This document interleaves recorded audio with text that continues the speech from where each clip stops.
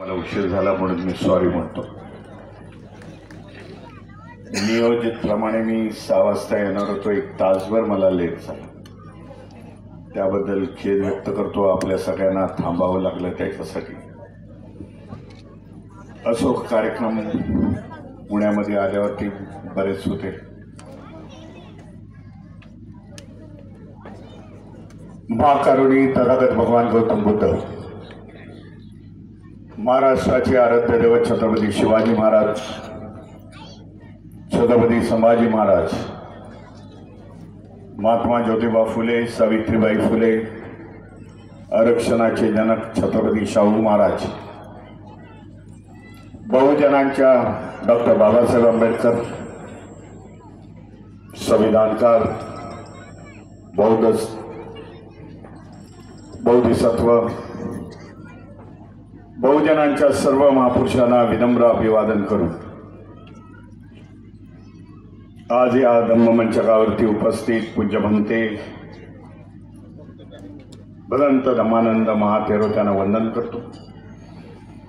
काही वेळापूर्वी माझ्याबरोबर उपस्थित होते उद्घाटनासाठी महेशजी दादा लांडगे या येथील आमदार भोसरीचे, सुरेशजी कसबे येथील नगरसेवक ज्यांनी चांगल्यापैकी मार्गदर्शन केलं, विलासजी गजहिंगेजी, धम्मदीप कार्यक्रमाचे सर्व पदाधिकारी, गोकुळजी गायकवाड यांचा उल्लेख करीन, अशोकजी सरतापे यांचा उल्लेख करीन की ज्यांनी वारंवार या कार्यक्रमासाठी यायचं आहे। तारखा इकडे तिकडे होत्या म्हणून जरा उशीर झाला। 23 तारीख होती, माझ्या देखील लक्षात नव्हतं। 23 तारीख मी रत्नागिरीला भारतीय बौद्ध महासभेचं अधिवेशन आहे, नंतर मी त्यांना सांगितलं 16 तारखेचा मी कर्नाटकाचा कार्यक्रम रद्द करतो, परंतु आपल्या कार्यक्रमाला उपस्थित राहतो। त्यांनी देखील सहकार्य केलं म्हणून आज आपल्या समोर मी आपल्या समोर उभा आहे। धम्मदीप बुद्ध विहाराचं उद्घाटन झालं असं मी डिक्लेअर करतो आणि त्या बुद्ध विहारामध्ये बुद्ध रूपाची मी त्यांना माहिती विचारली। खूप सुंदरशी अशी बुद्ध रूप आहे, कुठून घेतलं? त्यांनी सांगितलं मुंबईवरून घेतलं, त्याचा ॲड्रेस द्या। मी आपल्या सर्व कमिटीचं अभिनंदन करतो। एका वर्षाच्या काळामध्ये हे धम्मदीप बुद्ध विहार आपण बांधलं। आपण अभिनंदनास, गौरवास पात्र आहे असे सगळ्या कमिटीतर्फे तुमच्या सगळ्यांचं अभिनंदन करतो की हा आदर्श दुसऱ्यांसाठी आहे, महाराष्ट्रातील इतर मंडळांसाठी आहे की स्वतःच्या स्वपैशाने स्वतः कॉन्ट्रिब्युशन काढून हे बुद्ध विहारचं कंप्लीट केलं, निर्माण केलं। कोणाच्या समोरही हात पसरलेत नाही, ना आमदारासमोर ना नगरसेवकासमोर। ज्या वेळेला श्रमामधून हे बुद्ध विहार निर्माण होतं त्यावेळेला आपले पण जाणवतं। माझा पैसा, माझ्या कष्टाचा पैसा, ते आपलेपण येतं की माझ्या पैशामधून हे मी बुद्ध विहार उभा केलेलं आहे। ही आत्मीयता तुमच्यामध्ये जे निर्माण झाली धम्मदीप बुद्ध विहाराच्या माध्यमातून, निश्चित येणाऱ्या काळामध्ये हे बुद्ध विहार धम्माचं एक सेंटर होईल असं मला काही आशा वाटत नाही, म्हणजे काही वाटत नाही। अलीकडच्या काळामध्ये बघितलं अनेक ठिकाणी बुद्ध विहारांचे कार्यक्रम करतो, उद्घाटन करतो, बुद्ध विहारामध्ये जातो। परिस्थिती बदलली। बुद्ध विहाराचा चांगल्याप्रमाणे आखीव आणि रेखून निर्माण होत आहेत की ज्याच्यामधून मी तरी समजतो समाजाचं एक रिफ्लेक्शन जात, प्रतिबिंब जात, एक समजून येतं बुद्ध विहाराच्या माध्यमामधून समाजात प्रगतीपथावरती आला. समाजात घेणारा नाही तर देणारा झालेला आहे. आपल्या प्रार्थना स्थळही निर्माण करतो. हे इतरांसाठी मेसेज जातोय. म्हणून महाराष्ट्रामध्ये अनेक ठिकाणी बघितलं आज लोक एकत्र येतात, विहाराची निर्मिती होत आणि विहाराच्या निर्मितीमधून धम्माचा प्रचार आणि प्रसार होतो. बाबासाहेबांच्या धम्मक्रांतीला 60-65 वर्ष झाली. जी क्रांती बाबासाहेबांनी भारतीय बौद्ध महासभा बुद्धिस्ट सोसायटी ऑफ इंडिया मध्ये केली, बॅनर खाली केली, त्या सोसायटीचा ट्रस्ट डीट लिहित असताना बाबासाहेबांनी हा 3रा आणि 4था कॉलम टाकलेला. धम्माचा जर प्रचार करायचा असेल तर आपली प्रार्थना स्थळ विहाराची निर्मिती करणं हे बाबासाहेबांनी आखून दिलेली आहे. त्याच्या पुढे बाबासाहेब म्हणतायत की त्याच्या बरोबर शाळेची देखील निर्मिती व्हायला पाहिजे. या शाळेच्या माध्यमातून आज समाज घडेल, कारण बाबासाहेबांनी शिका हा संदेश दिला होता. आज आपण येथील धम्मदीप संस्थेचे भारतातील अनेक ठिकाणी बुद्ध विहाराची निर्मिती होत आहे. बाबासाहेबांनी जे एक्सपेक्ट केलं होतं भारतीय बौद्ध महासभेच्या ट्रस्ट डीड मधून की विहाराची निर्मिती होणं, ही विहाराची निर्मिती आज होत आहे आणि त्याच्या माध्यमातून बौद्ध धम्माचा प्रचार आणि प्रसार होतो. विहार सुंदर असावी, काळानुसार असावी. काळानुसार म्हणजे जे आता मला इथे सांगितलं, नगरसेवकांनी देखील सांगितलं, संपूर्ण महानगरपालिकेचे अधिकारी, मोठे अधिकारी इथे बसलेले आहेत. काळानुसार त्याच्यासाठी बघितला अधिकारी वर्ग आहे आणि ती विहार देखील सुंदर असायला पाहिजे. विहार ही आखीव रेखीव असावी, परंतु ही ज्ञानाची केंद्र व्हायला पाहिजे, धम्माची केंद्र व्हायला पाहिजे. आमचा विहार चांगला हे एवढं होऊन चालणार नाही, तर ते धम्माचं केंद्र व्हायला पाहिजे. इथून धम्माचं ज्ञान आपल्या घरापर्यंत जायला पाहिजे. आपलं घर आणि विहार ह्याच्यामध्ये अतूट नातं निर्माण व्हायला पाहिजे, तर धम्म अगदी जोरामध्ये आणि गतिमान मध्ये या परिसरामध्ये पसरेल.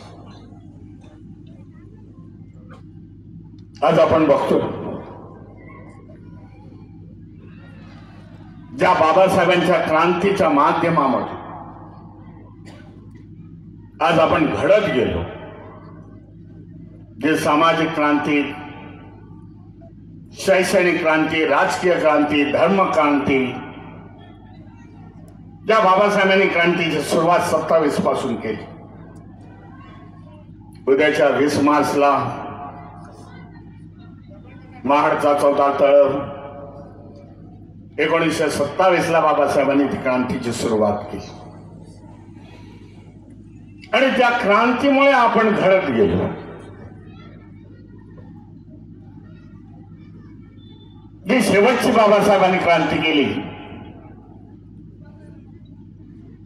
नागपूरच्या दीक्षाभूमीवरती धम्मक्रांती 14 ऑक्टोबर 1956ला, आणि क्रांतीचं सर्कल हे पूर्ण केलेलं आहे. त्याला तुम्ही धम्मचक्र बोलू शकता। आणि हे धम्मचक्र आज घेऊन भारतीय बौद्ध महासभा तुमच्यासारखे संघटन, छोट्या छोट्या संघटना आज देशामध्ये धम्माचा प्रचार करत। आज तसं बघितलं तर या क्रांतीमध्ये अडथळे निर्माण होण्याचा प्रयत्न चालू झालेला आहे।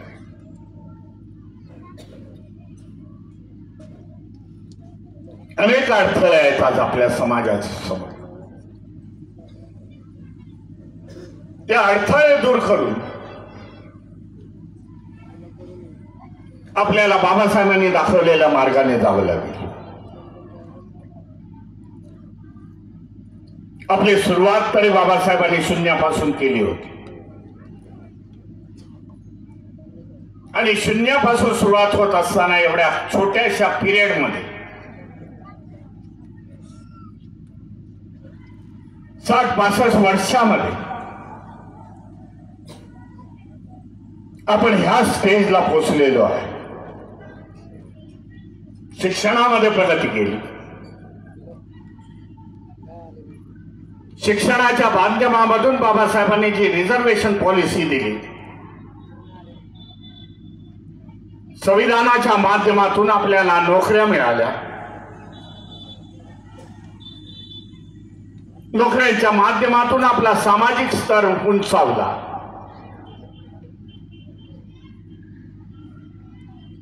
आणि हे सगळं बाबासाहेब आंबेडकरांच्या मुळे झालं, बौद्ध धम्मामुळे झालं। जगाचा जरी सामाजिक इतिहास जर बघितला, ज्या समाजाची सुरुवात शून्यापासून होते 60-65 वर्षामध्ये एवढी प्रगती करू शकत नाही, हे इतिहासामध्ये दाखवलेलं आहे। आपली प्रगती होण्यासाठी बुद्ध धम्म आहे आणि बाबासाहेबांचे विचार आहे, बहुजन महापुरुषाचे विचार आहे। जो समाज त्या विचारावरती चालला, बौद्ध धम्मावरती चाललेला, धम्माचे विचार घेऊन चाललेला, आज महाराष्ट्रामध्ये बघितलं तर त्यांची प्रगती झालेली आहे।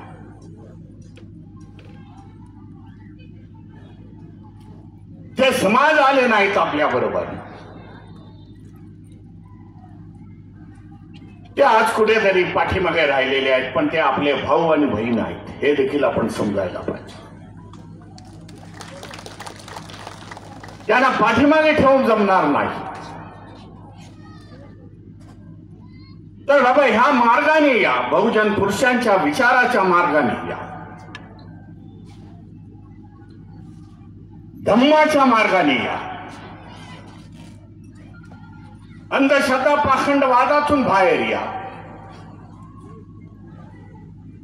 तर तुम्हाला सायंटिफिक मार्ग, विज्ञानाचा मार्ग मिळेल। जे डॉक्टर बाबासाहेब आंबेडकरांनी संविधानामध्ये त्याचा अंतर्भूत केलेला आहे। बाबासाहेब संविधानामध्ये म्हणतायत की याच्या पुढची देशावरची वाटचाल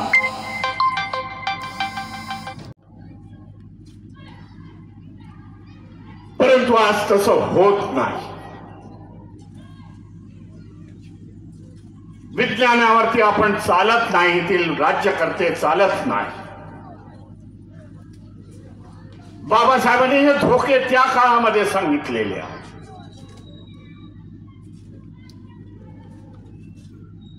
बाबासाहेबांनी हे देखील सांगितलेलं आहे,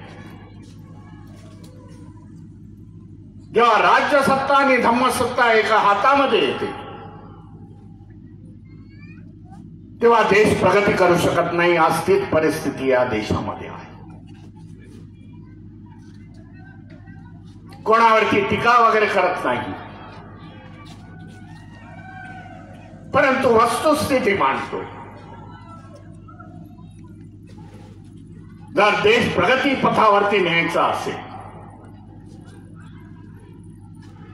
तर देशामध्ये अमन आणि शांती पाहिजे.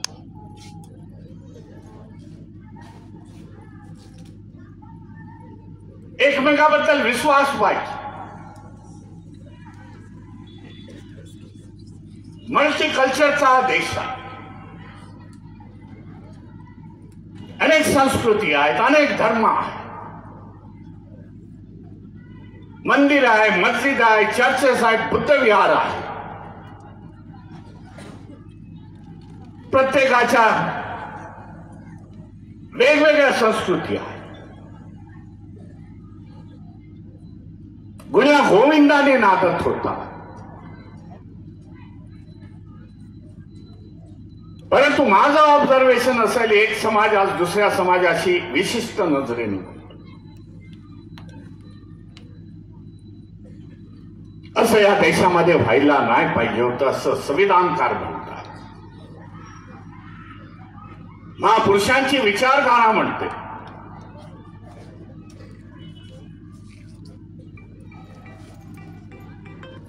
पण बौद्ध धम्माचा प्रचार आणि प्रसार करत असताना अनेक वेळा मला पत्रकार विचारत असतात, कारण देशातील 22 राज्यामध्ये मी जात असतो. उद्या देखील मी पटनाला असेल दुपारी 12 वाजेपर्यंत. देशातील पत्रकार विचारतात, तेव्हा त्यांना सांगतो बुद्ध धम्माचा प्रचार आणि प्रसार करू. देशामध्ये समता, बंधुत्व, भाईचारा करून आणण्याचा आम्ही प्रयत्न.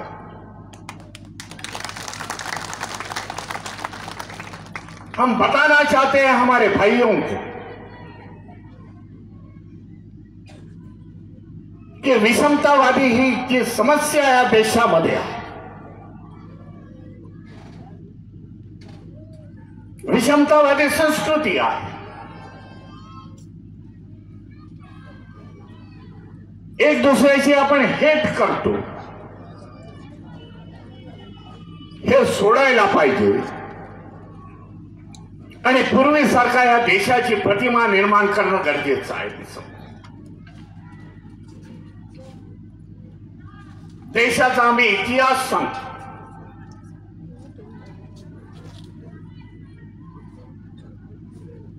देशाचा गौरवशाली इतिहास आहे.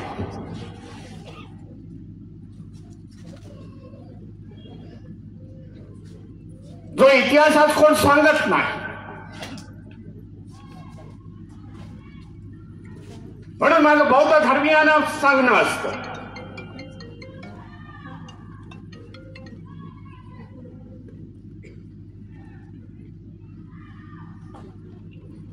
म्हणून बौद्ध धर्मीयांना माझं सांगणं असतं की बौद्धांचा इतिहास जाणून घ्या.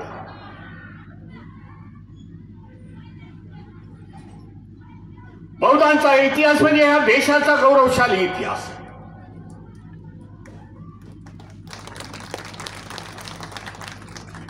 समजून घ्या, वाचून घ्या, इतरांना सांगण्याचा प्रयत्न करा. आज इतिहासकार सांगत नाही, कुठल्याही पाठ्यपुस्तकामध्ये शिकवला जात नाही.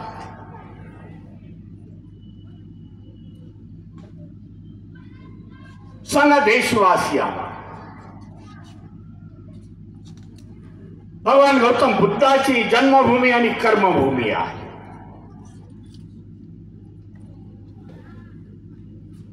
ज्या बुद्धाने शांततेचा संदेश जगाला 2500 वर्षापूर्वी दिला,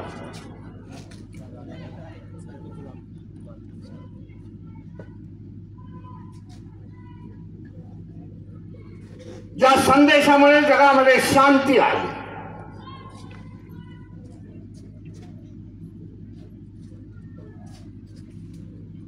पंचशील तत्व दिली, सम्यक दृष्टी दिली, 10 पारमिता दिल्या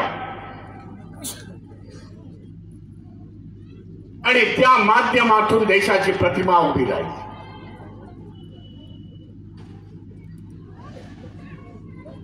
नंतरच्या काळामध्ये बौद्ध धर्म या देशातून लुप्त झाला.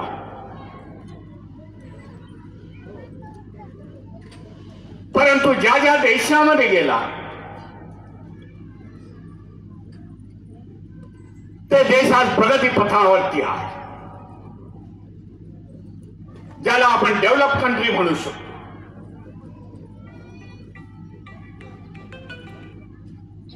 चायनाचा उल्लेख होऊ शकतो, थायलंडचा उल्लेख होऊ शकतो, तैवानचा होऊ शकतो. 17-18 देश आहेत की ज्यांचा धम्म बौद्ध, राजधम्म बौद्ध.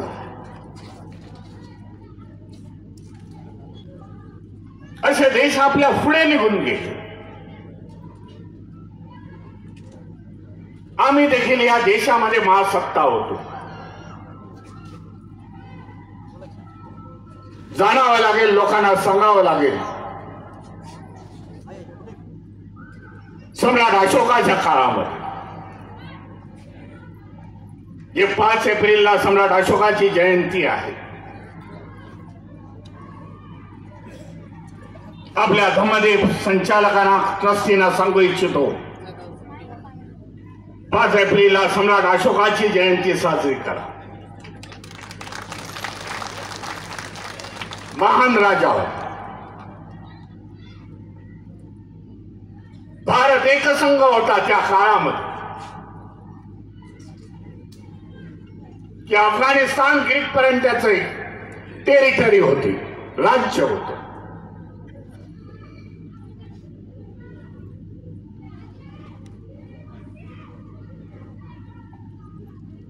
अशोकाची जर ऍडमिनिस्ट्रेशन सिस्टीम बघितली,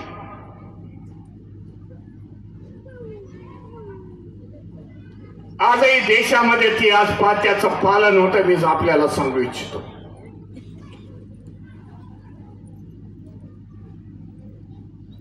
जे कलेक्टर वगैरे आज बघतोय आपण, त्या काळामध्ये धम्मदूत म्हणून त्यांनी अपॉइंट केले होते. त्याच्या माध्यमातून जनतेवरती राज करत होते. अनेक उदाहरणं आहेत अशोकाची. अशोकाने त्याच्या नंतरचे आलेले 12 मौर्य राजे ह्यांनी देखील देशावरती 1200 वर्ष राज्य केलेलं आहे.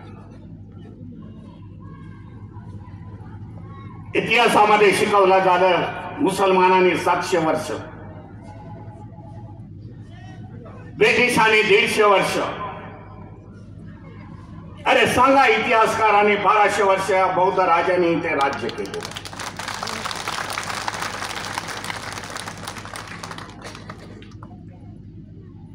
9 जागतिक विद्यापीठ होती. तक्षशिला, नालंदा सारखी, वैभवी होती, सांची होते.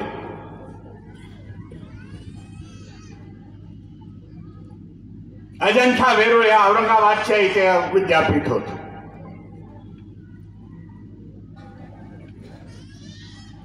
जेव्हा बाबासाहेबांना विचारण्यात आलं, नागसेनवन आणि मिलिंदा कॉलेजची निर्मिती करत असताना, तेव्हा बाबासाहेब उत्तर देत आहेत, अजंठा वेरूळा आहे, जागतिक शिल्प आहे, वर्ल्ड हेरिटेज आहे. त्याचबरोबर इथे अजिंठा हे विद्यापीठ होतं म्हणून मी मिलिंदाने नागसेनवनांची निर्मिती केली आहे, कॉलेजची निर्मिती केली.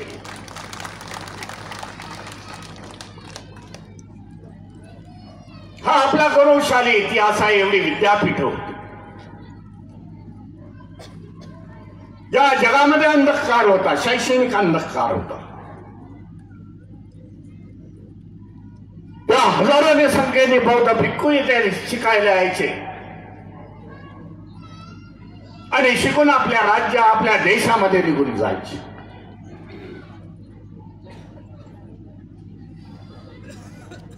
जर ती विद्यापीठे नष्ट झाली नसती तर या भारत देशाने जगाचं नेतृत्व केलं.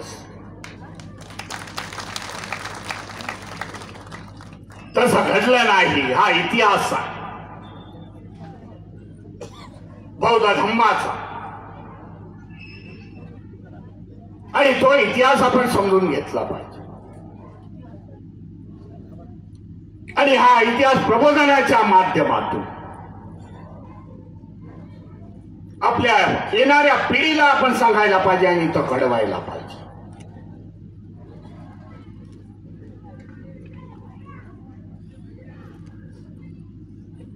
अनेक जण मला म्हणतात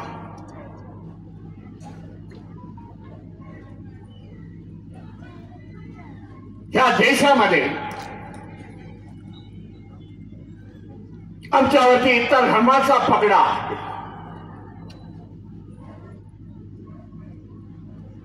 परंतु बौद्ध धर्म हा टोटली सेपरेट आहे असं बाबासाहेब म्हणतात. नंतरच्या काळामध्ये याचा अवतार आहे, त्याचा अवतार आहे. 22 प्रतिज्ञामध्ये बाबासाहेब ते असले काही अवतार नाही असं बाबासाहेब म्हणतात.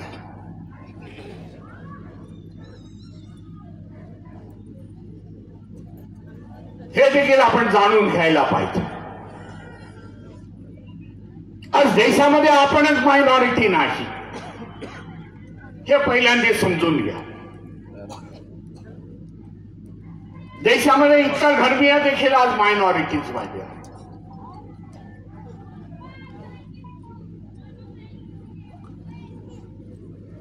ख्रिश्चन असेल, मुस्लिम असेल, जैन असतील,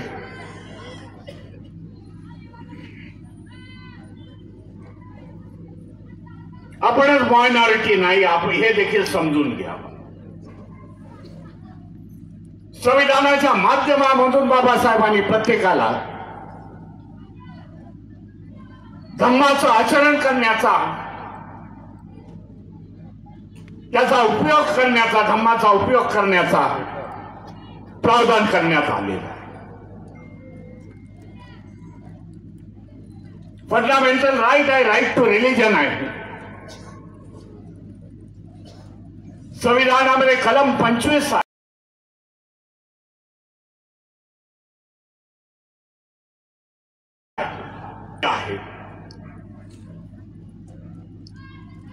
ज्या धम्मामध्ये जायचं आहे त्याला त्याची मुभा आहे.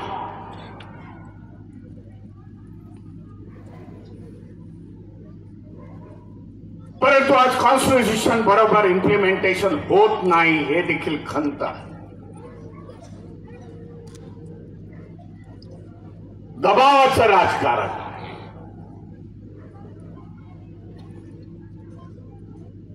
अनेक ठिकाणी त्याचा मला अनुभव येतो.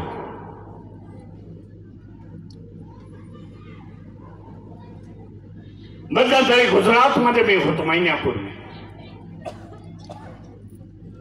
दीवमध्ये ते कच्छच्या टोकावरती आहे. दमण हे जवळ आहे, सुरतच्या जवळ. तेथे मला माझ्या कार्यकर्त्यांनी सांगितलं, साहब कार्यक्रम लेना होगा तो हम लोग को परमिशन लेनी पड़ती है, कलेक्टर की, पुलिस कमिश्नर की.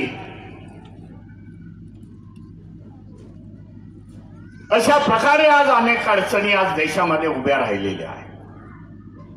मग त्यांना अर्ज करा, त्यांना समजावून सांगा, हम लोग इतने लोग आएंगे, हम लोग ये करेंगे, बुद्ध की प्रतिमा लगाएंगे, बाबा साहब की प्रतिमा लगाएंगे.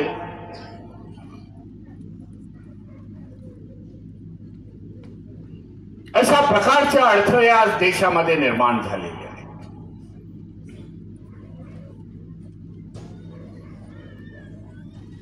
या सगळ्यावरती आपल्याला मात करायची असेल तर संघटित राहणं हे गरजेचं आहे असं मी समजतो. आणि संघटनेच्या माध्यमातून या सगळ्यावरती आपण मात करू शकतो.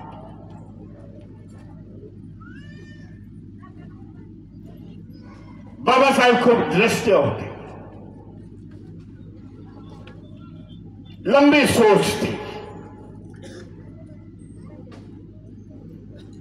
लांबचं बघत होते. बरं बाबा बाबासाहेबांनी हे धोके आपल्याला त्याच काळामध्ये सांगितलेले आहे.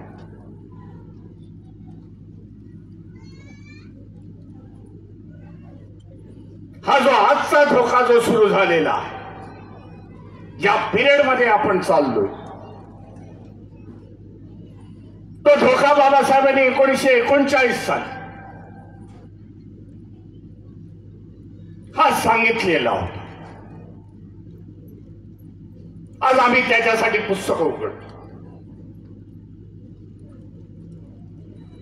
बाबासाहेब त्या पुस्तकामध्ये म्हणतायत, जेव्हा क्रांती होते, एखादी क्रांती होते, त्या प्रतिक्रांतीला कुठेतरी सुरुवात. क्रांती आणि प्रतिक्रांती हा सिद्धांत बाबासाहेबांनी revolution in anti revolution in India हा सांगण्यात आलेला. बाबासाहेब एवढेच थांबले नाही,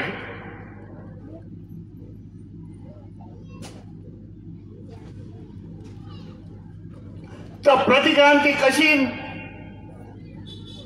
दबवावी, त्या प्रतिक्रांतीला कसं दूर करावं, हे देखील बाबासाहेब त्यांच्या पुस्तकामध्ये सांगतात. आज प्रतिक्रांती का दौर चल रहा है.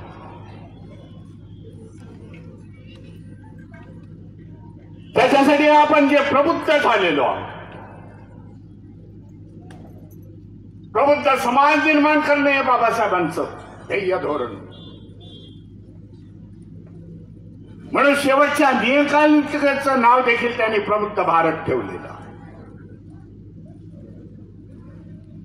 आपण जे प्रबुद्ध झालेलो आहोत, शिकून सवरून, आपण सगळ्यांनी हे जाणून घ्यायला पाहिजे. प्रतिक्रांतीचा दौर आहे आणि प्रतिक्रांती आपल्याला दूर ठेवायची आहे.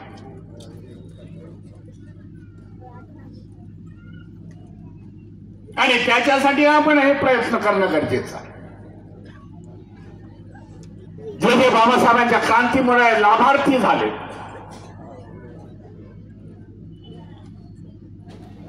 त्यांची मी आज समजतो रिस्पॉन्सिबिलिटी आहे, जबाबदारी आहे. जे इथे मी बघितली, तुमचं अभिनंदन करतो. लाख लाख रुपये देऊन, चंदा देऊन तुम्ही बुद्ध विहाराची निर्मिती करतो. दुसरी जबाबदारी आहे की समाजातल्या दुसऱ्या जे आपले भाऊ बहीण जे मागे राहिलेले आहेत, त्यांना देखील पुढे आणण्याचा प्रयत्न करा.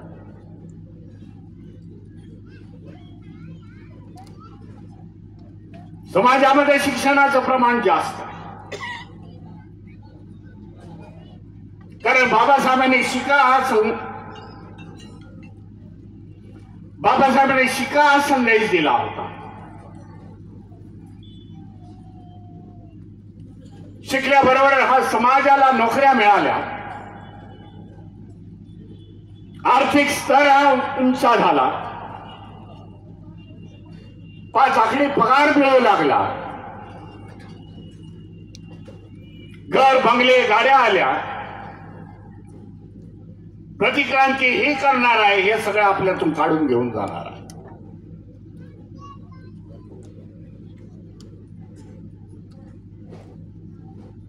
कारण आपल्या विचारा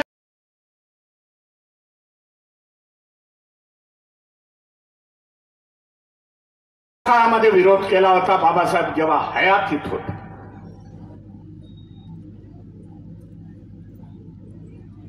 आज ती विचारसरणी सत्तेवरती आहे.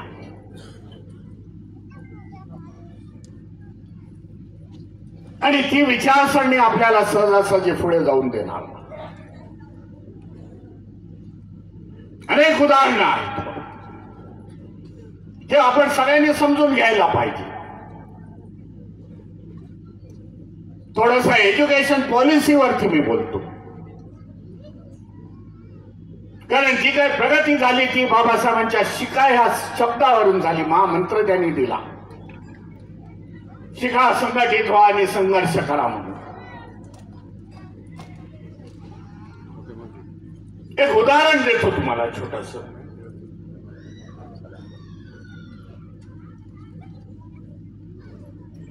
मागे एक 6 महिन्यापूर्वी मला औरंगाबाद मध्ये बोलवण्यात आलं होतं, ज्याचं नाव आज संभाजीनगर आहे. आणि संभाजीनगर मध्ये मला सांगण्यात आलं, भीमरावजी आपण विद्यार्थ्यांच्या सत्काराला यावं लागेल. ते म्हणलं विद्यार्थ्यांच्या सत्काराला येण्याचा मला माझ्याकडे वेळ नाही बाबांनो.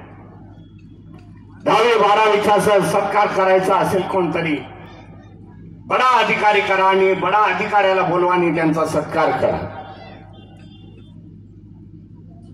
अधिकारी वर्ग माझ्याकडे आला होता, माझे कार्यकर्ते वगैरे नव्हते, पदाधिकारी माझे काही नव्हते. म्हणजे भीमरावजी यावं लागेल. मी बोललो अरे बाबा नका मला त्रास देऊ जास्त. महिन्यातले 20 दिवस मी इकडे तिकडे जात असतो बाबा. जेव्हा त्यांनी मला कल्पना सांगितली बघा, त्यांनी मुंबईला येऊन मला जेव्हा कल्पना सांगितली मी लगेच होकार दिला. या कार्यक्रमाला कधी ठरवता येते सांगा, मी येतो. सत्कार होता विद्यार्थ्यांचा. पहिला विद्यार्थी होता 89 इयर ओल्ड, 90ला 1 कमी. आणि शेवटचा विद्यार्थी होता 96 इयर ओल्ड, 100ला 4 कमी. ते म्हणाले हे विद्यार्थी आज जिवंत आहेत संभाजीनगरामध्ये, औरंगाबाद शहरामध्ये, की ज्यांना बाबासाहेबांनी येऊन शिकवलेलं.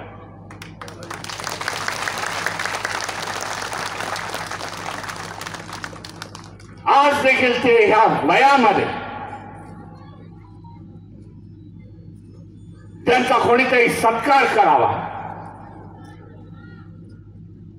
त्यांच्याबद्दल 4 शब्द बोलावे. भीमरावजी तुमच्याशिवाय दुसरा कोण नाही. मी गेलो तिथे त्यांचा सत्कार केला. फक्त 6 जण होते, 5 ते 6 जण होते. संपूर्ण कुटुंब त्यांचं हजर होतं. नातवंड काही परतोंडा सकट आले होते. तांबडिया की पतोडिया हॉलमध्ये. आणि जे काय त्यांच्या चेहऱ्यावरती हास्य होतं, जे काय कॉन्फिडन्स आला होता, येताना कोणाचा तरी हात पकडून ते मंचकावरती आले. त्याच्यानंतर 2 दिवसानंतर मला फोन यायला सुरुवात झाली की आमचे वडील, आमचे आजोबा जे बोलत नव्हते ते बोलण्यास सुरुवात केली. स्वतःमध्ये एवढा कॉन्फिडन्स आला की वॉकरने ते चालू लागले. तेव्हा मी त्यांचा सत्कार करत असताना म्हटलं, तुम्ही खरे म्हणजे बाबासाहेबांचे शिक्षणाचे ब्रँड अँबॅसेडर आहात. तुमच्यामुळे बाबासाहेबांची शैक्षणिक क्रांती सुरुवात झाली आणि यशस्वी करून दाखवली.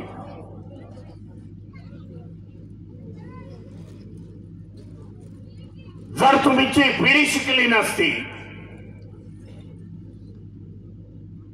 तर आदर्श दुसऱ्या समाजाच्या येणाऱ्या पिढीला घडला नसता. म्हणून तुमचा सत्कार.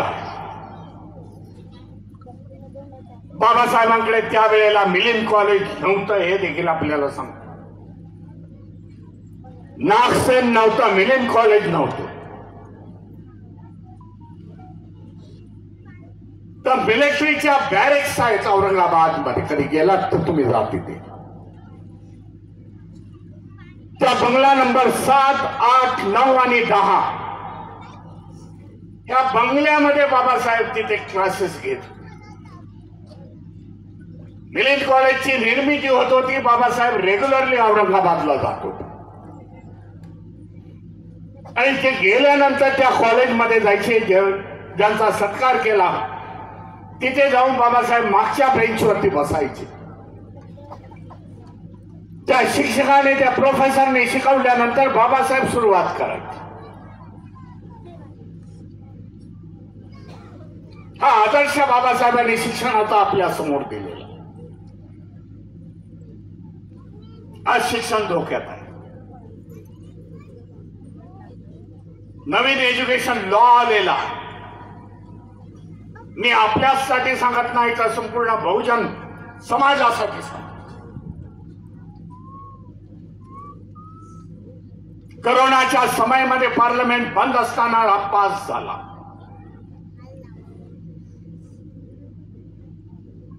प्रेसिडेंटची सँक्शनिंग झाली. कोविंद हे प्रेसिडेंट होते. कायदा तयार झालेला आहे. त्याचं घर बौद्धमय होईल ते राबवण्याच्या या चांगल्या बुद्ध विहारामधून प्रयत्न करा. सुट्टीच्या काळामध्ये बाल शामनेर घ्या. बाल शामनेरच्या माध्यमातून लहान बालकाला धम्माच्या विषयी गोडी वाटते. कॉन्सन्ट्रेशन त्याचं पक्क होतं. नंतर कळून येईल की हा विद्यार्थी शालेय शिक्षणामध्ये इतर याच्यामध्ये कसा प्रवीण्य होतो. जे मला अनुभव आलेले आहे. बौद्ध महासभेचे असे कार्यक्रम करत असताना पालकांनी मला सांगितलेलं आहे की बाल शामनेरच्या माध्यमामधून हा आमचा विद्यार्थी घडला, माझा मुलगा घडला. अशा प्रकारच्या कार्यक्रमामधून धम्म वाढवण्याचा या पिंपरी चिंचवडमध्ये प्रयत्न करा. आपल्या सगळ्यांना हार्दिक हार्दिक शुभेच्छा देतो. बुद्ध विहार उद्घाटनाच्या, बुद्ध विहाराच्या की मोठ्या संख्येने आज आपण इथे जगले आहात. प्रबुद्ध आज बाबासाहेबांचा आणि धम्माचा विचारधारा आपण पुढे चालवावा ही अपेक्षा ठेवतो आणि आपली रजा घेतो. नमो बुद्धाय. जय भीम. जय संविधान.